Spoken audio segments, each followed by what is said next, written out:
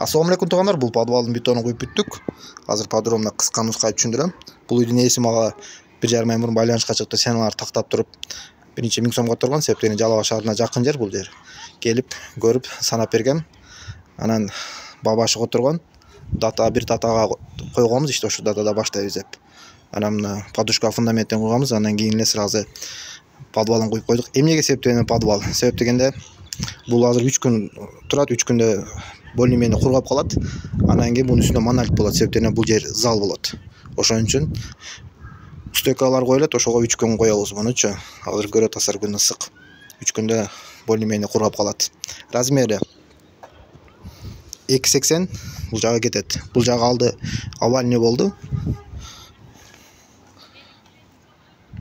Себеп дегенде бул жак алды эркер.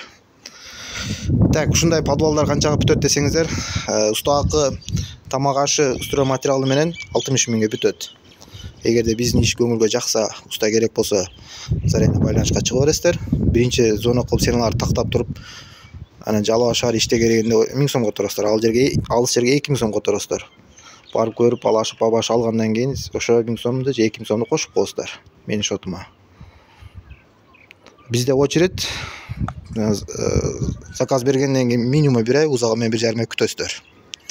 Размери ошондо бул жактан үйдүн ээси заказчик айткан 1,80 болсун депчи, биз 1,85 кылып койдук.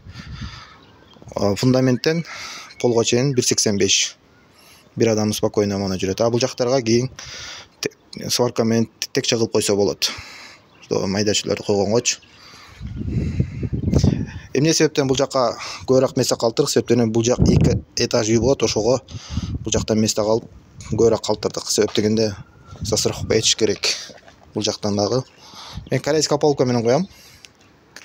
Сонун красивый чыгат.